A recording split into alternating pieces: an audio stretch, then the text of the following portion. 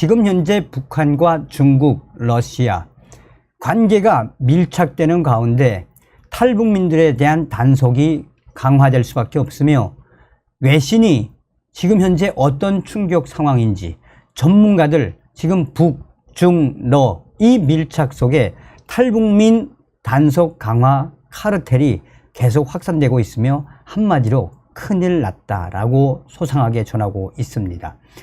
미국의 소리 방송이 이 소식을 집중적으로 전하는 그 이유가 무엇이겠습니까? 종송산 TV 좋아요, 구독, 알림은 큰 힘이 되겠습니다. 이런 소식을 전할 때는 좀 속상합니다만, 자, VOA 미국의 소리 방송이 북중러 밀착 속 탈북민 단속 카르텔 강화, 국경 개방 뒤 대규모 탈북민 강제 송환 우려, 북한이 최근 이른바 전승절 계기로 중국과 러시아와의 밀착을 강화하고 있는 가운데 중국과 러시아에 있는 탈북민들에 대한 단속도 심해지고 있는 것으로 알려졌습니다. 북한이 국경을 개방하면 대규모 탈북민 강제 북송이 이루어질 것이라는 우려도 제기되고 있습니다.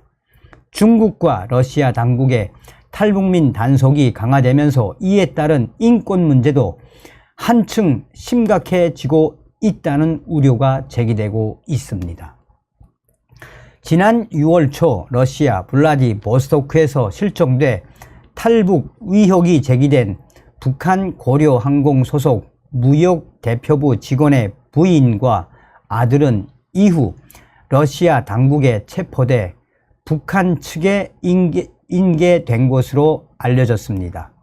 당시 이들을 찾기 위해 뿌려진 실종자 전단에 따르면 이들 모자는 북한 식당 고려관의 지배인 김모 씨와 아들 박모 군이었습니다.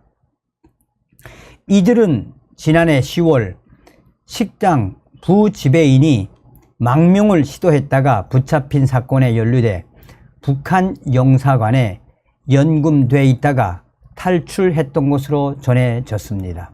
한국 정부 산하 국책연구기관인 통일연구원 조한범 박사는 지난달 자신의 북한 전문 유튜브 채널 대동강TV에서 이들 모자가 연금돼 있던 러시아 블라디보스토크 북한 영사관에서 탈출했다가 러시아 연방보안국에 체포돼 현재 모스크바에 있는 북한 대사관에 감금돼 있다라고 전했습니다.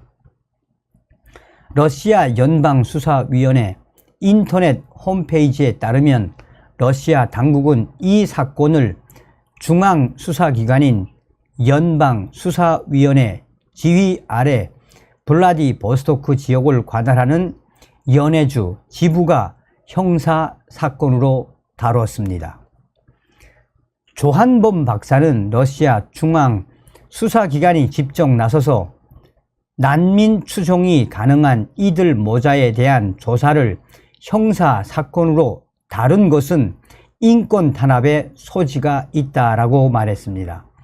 북한은 탈출한 사람에게 범죄 혐의를 씌워 실종 신고를 하는데 러시아 당국이 이에 적극 협조하고 있다라고 추정한 것입니다. 조한범 박사는 이렇게 말했습니다. 이 모자는 탈북을 시도했고 북한 측이 이 사람들이 범죄 혐의가 있다고 신고를 한 정황으로 추정되고 러시아는 이들을 현행범으로 넘긴 정황인 것입니다. 그렇게 보면 북한과 러시아 간 탈북 방지를 위한 일종의 카르텔이 형성돼 있습니다. 따라서 지금 상황이 굉장히 위험하고 위험한 상황입니다.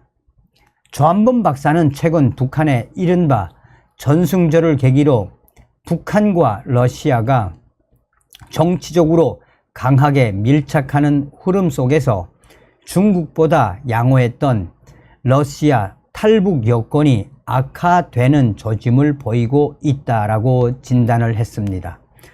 중국에서는 지금 강화된 반간첩법이 지난달 1일 발효되면서 중국 내 탈북민들과 이들의 탈북을 돕고 있는 활동가들이 위협을 받고 있는 것으로 전해지고 있습니다.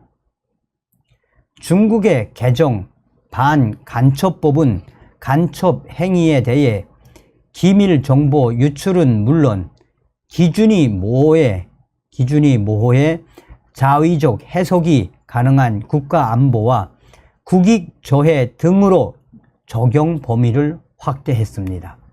한국 내 탈북민 단체인 탈북자 동지회 서재평 회장은 해당 법이 사안에 따라 무기징역과 사형도 가능하다고 돼 있어 탈북 활동 위축 현상이 벌써부터 나타나고 있다라고 말했습니다.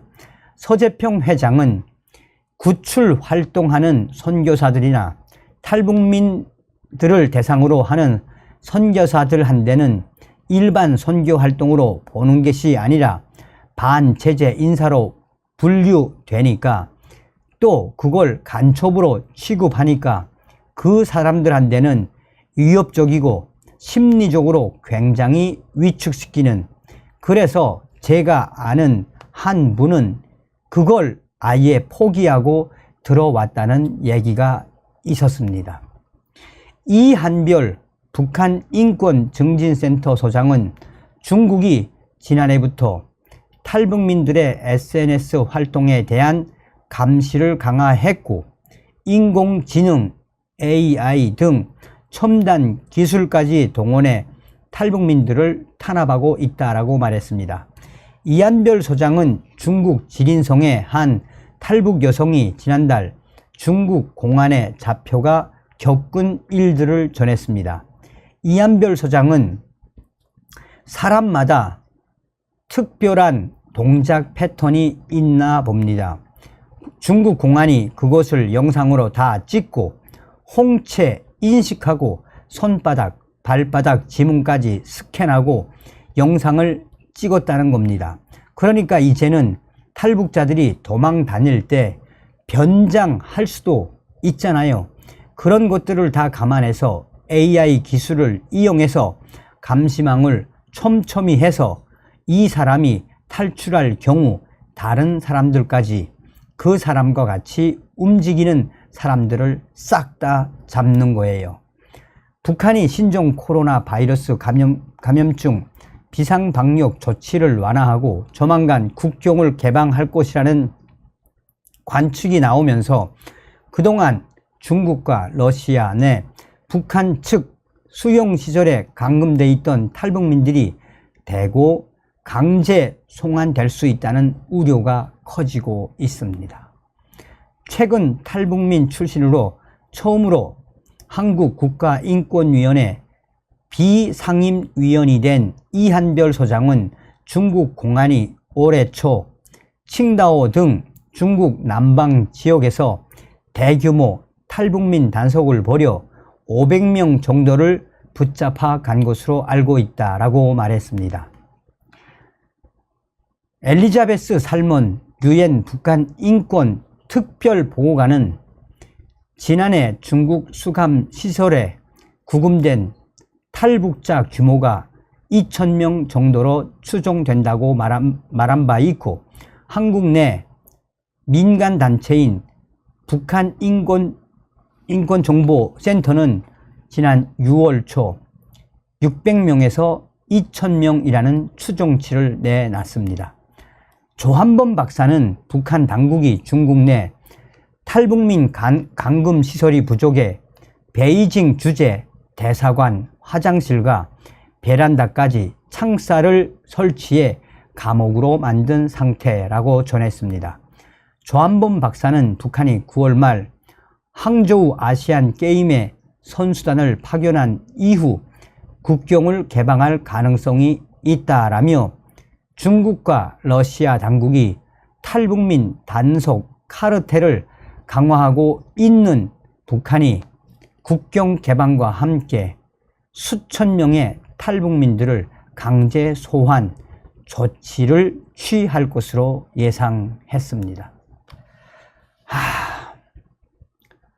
다음 시간에 뵙겠습니다. 멸공. 성산TV 좋아요, 구독, 알림은 큰 힘이 됩니다. 후원해주시는 모든 분들께 가열차게 멸공.